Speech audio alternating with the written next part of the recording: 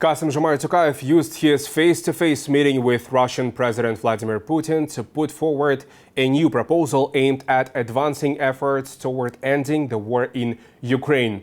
The head of state suggested considering a freeze in the conflict and moving toward what he described as a long-awaited peace.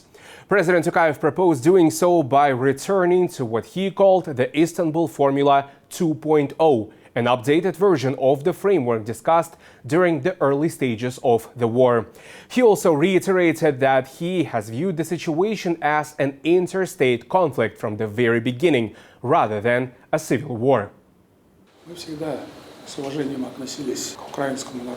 We have always treated the Ukrainian people, their culture and their language with great respect. The nature of this conflict has never been entirely clear to many people, including ourselves. This is simply my humble opinion, since I have been asked about it. Perhaps the time has come to freeze this conflict and return to the Istanbul Formula 2.0, because considerable progress was achieved there. From there, with the guarantees of the major powers, including Russia, it may be possible to move toward the long-awaited peace. This is a mechanism that has been tested in international practice. It is deeply painful to see young people losing their lives. They are the gene pool of the brotherly peoples of Russia and Ukraine.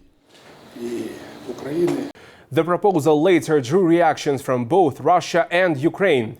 Kremlin spokesperson Dmitry Peskov said that given Kiev's current position, a freeze is not possible, adding that Russia's primary condition remains achieving its objectives.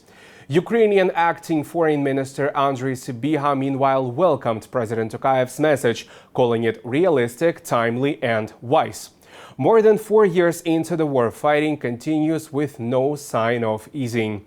Russia has continued missile and drone strikes across Ukraine, while Ukraine has intensified long-range attacks on Russian energy and logistics infrastructure.